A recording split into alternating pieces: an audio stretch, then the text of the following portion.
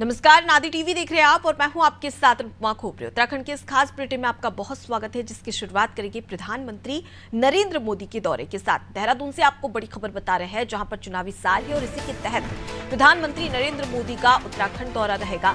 11 अप्रैल को ऋषिकेश में चुनावी रैली करने वाले हैं। साथ ही ऋषिकेश के IDPL में चुनावी रैली होने वाली है। प्रधानमंत्री की जनसभा की बीजेपी ने तमाम जो तैयारियां हैं वो पूरी कर दी है। तो देखिए 11 अप्रैल यानी कि कल प्रधानमंत्री नरेंद्र मोदी ऋषिकेश पहुंचेंगे, जहां पर चुनावी रैली करेंगे, जनसभा को संबोधित करने वाले हैं। और ऋषिकेश के IDPL में चुनावी रैली होगी, जहां पर प्रचार प्रसार करते हुए नजर आएंगे। बीजेपी प्रत्याशी के पक्ष में वोट की अपील करते हुए नजर आएंगे। और देखिए इस बार उत्तराखंड में एक टारगेट सेट कर दिया है बीजेपी ने कि हैट्रिक लगानी है, यानी कि 2 चुनावों में लगातार 5 लोकसभा सीटें जीतती आ रही है बीजेपी। और इस बार भी 5 लोकसभा सीटों पर बीजेपी जीतने का दम भर रही है। तो वहीं कांग्रेस इस पर लगातार कटाक्ष करती हुई भी नजर आती है। लेकिन वहीं दूसरी ओर बीजेपी ने स्पष्ट कर दिया है कि हमारा लक्ष्य है कि इस बार 400 पार, और ऐसे में जरूरी हो जाता है कि हर प्रदेश में ज्यादा से ज्यादा लोकसभा सीटें जीती जाए।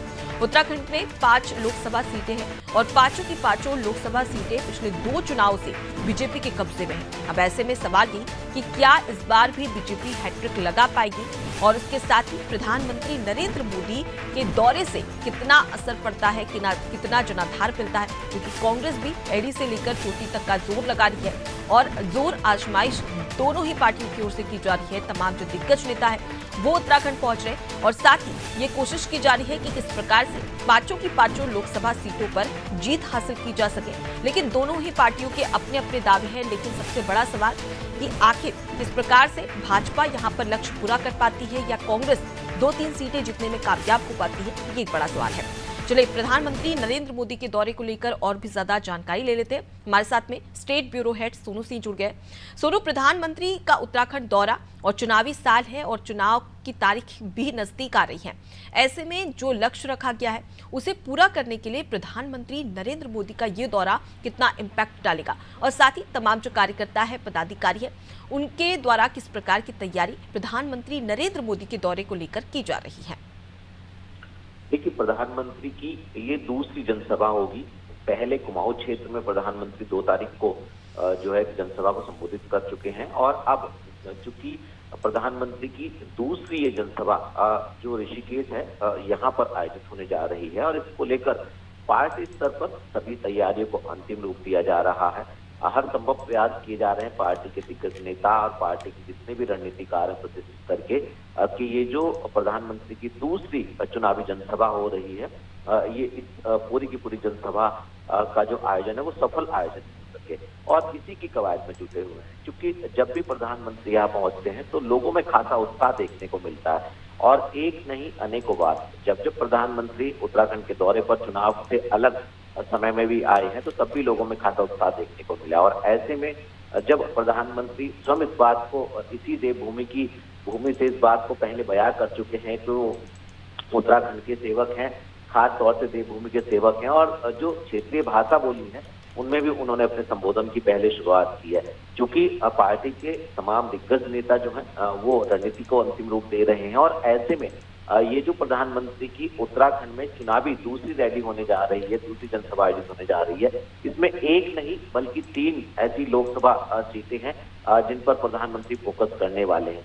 पहाड़ की जो आर्थिक स्थिति है वो कैसे मजबूत हो सकती है, और इसके अलावा पहाड़ में रोजगार के साधन कैसे सृजित किए जा सकते हैं, और जो पहाड़ की कनेक्टिविटी है पर्वतीय क्षेत्रों की, इसको कैसे मजबूत किया जा सकता है, इसको लेकर अभी तक राज्य की और केंद्र की सरकार ने आदर्श आचार संहिता लागू होने से पहले तक जो फैसले लिए हैं उन पर प्रधानमंत्री फोकस करने वाले हैं। और खास तौर पर जो सीमांत क्षेत्र है, सीमांत क्षेत्रों की किस तरह से कायाकल्प की गई है उसको फोकस करने वाले हैं। और जो तीनों प्रत्याशी हैं, इन तीनों प्रत्याशी को आखिर उत्तराखंड का मतदाता क्यों मतदान करे, इसके लिए कहीं ना कहीं उनके प्रत्याशियों के समर्थन में प्रधानमंत्री मतदाताओं से जो है वो अब भाजपा के प्रत्याशियों के समर्थन में मतदान करने की जो है वो अपील करने वाले हैं। तो एक नहीं बल्कि तमाम ऐसे मुद्दे हैं, तमाम ऐसे पहलू हैं, तमाम उत्तराखंड से जुड़े हुए सरकारों के ऐसे फैसले रहे हैं जिन पर जिनके आधार पर प्रधानमंत्री जो है मतदाताओं से मतदान करने की अपील करने वाले हैं। तो हम ये कह सकते हैं कि जो तैयारी है वो पूरी कर ली गई है, लगभग पूरी हो गई, अंतिम रूप दिया जा रहा है और उम्मीद ये की जा रही है कि प्रधानमंत्री के इस दौरे से उत्तराखंड की ऋषिकेश में जो है प्रधानमंत्री की जनसभा हो रही है, इस जनसभा के सफल आयोजन के बाद जो है वो बीजेपी के पक्ष में माहौल बलता हुआ नजर आएगा। इस तरह की बीजेपी के नेता उम्मीद कर रहे हैं। जी बिल्कुल सोनू, तो देखा जा सकता है कि चुनावी हुंकार भरते हुए प्रधानमंत्री नजर आने वाले हैं। लेकिन अगर पिछले चुनाव की बात कर ली जाए तो पिछली बार मोदी लहर का असर देखने को मिला था सभी राज्यों में और उत्तराखंड में भी इसका बड़ा इम्पैक्ट पड़ा था। लेकिन फिलहाल अगर हम जनता की बात करें तो जनता का मूड क्या है? क्या वो स्थानीय मुद्दों को लेकर चुनाव में कहीं ना कहीं अपने मताधिकार का प्रयोग करती हुई नजर आएगी, या फिर राष्ट्रीय मुद्दे और उसके साथ ही मोदी मैजिक का भी इस बार कमाल देखने को मिल सकता है? किस प्रकार की गुंजाइश जताई जा रही है जनता के द्वारा? देखिए, बीजेपी के जितने भी 5 सांसद हैं वो दूसरी बार सांसद रहने के बाद अब तीसरी बार के लिए जो है वो प्रयास कर रहे हैं और कुछ ऐसे प्रत्याशी हैं जिनको बीजेपी ने दोबारा से जिन पर भरोसा जताया और ऐसे में जो बीजेपी की रणनीति है वो कहीं ना कहीं ये कोशिश है कि पांचों सीट पर बीजेपी जो है वो जीत का परचम लहराए। ऐसे में क्योंकि उत्तराखंड की जो देश की राजधानी है, राष्ट्रीय राजधानी दिल्ली, उससे उत्तराखंड की दूरी ज्यादा नहीं है, तो ऐसे में जो राष्ट्रीय मुद्दे होते हैं वो भी कहीं ना कहीं उत्तराखंड के जो मतदाता हैं वो इनको प्रभावित करते हैं और जहां तक राज्य स्तर के जो मुद्दे हैं उन पर भी चर्चा होती है। देखिए, प्रत्याशी की अपनी छवि भी होती है, प्रत्याशी की अपनी सादे संस्कृति भी होती है,